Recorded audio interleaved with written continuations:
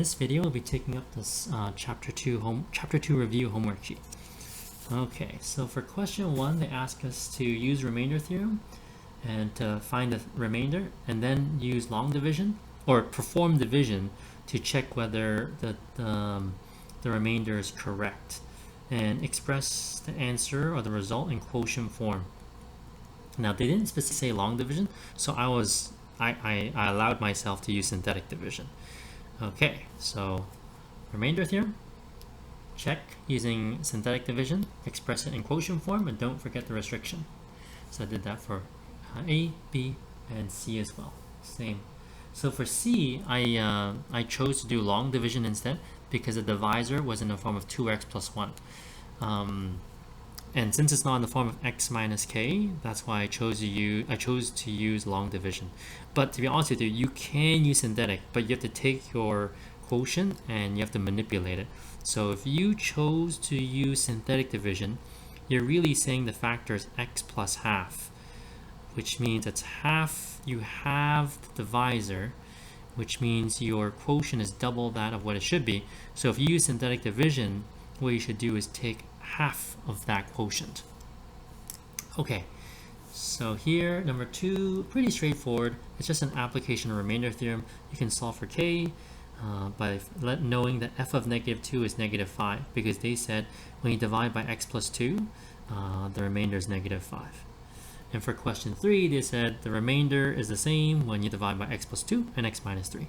So you basically create a linear equation which enables you to solve for m. Let's see. Question 4, they wanted me to state the possible zeros. So if they didn't ask me that, I would not state the possible zeros. But since they asked, I stated the possible zeros and then I factor the cubic. But usually I just factor the cubic. I don't bother stating the possible zeros. So I did that for 4b as well. Now for 4b, I used the rational zero theorem because the leading coefficient is not 1. Same with c. I used the rational zero theorem. So for A, I used the integral zero theorem to determine the possible zeros. Okay, so 5A, B, and C, factor by grouping, factor by grouping, factor by grouping. If you chose to use factor theorem, it's going to take you a bit longer, but you'll get the same answer. 6, what is B if x plus 4 is a factor? So f of -4 must be 0, which will enable you to generate a linear equation which solves for B. 7 is the same thing basically.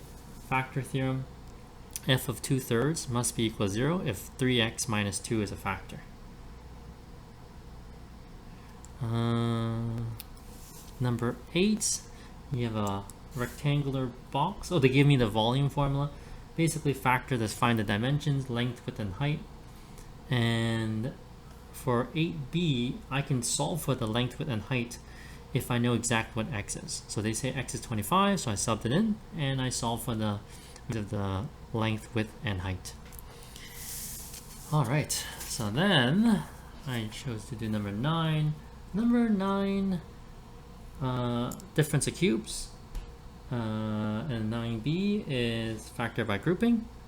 And 9c was converted to quadratic, and then you have difference of squares. They asked me to find the x-intercepts for question 9. So the real zeros correspond to x-intercepts.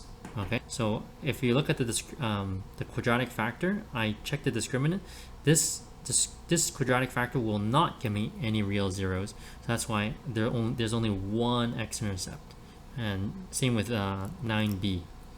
For question 10, that question was partially factored for us, so that was actually really nice of the person. So I just kept factoring, and if there's a quadratic factor, I use a discriminant. In both cases, it's negative, so no real roots. Okay, we're only accepting real roots for this course. Pretty much for all of high school math, we're ignoring all the complex roots.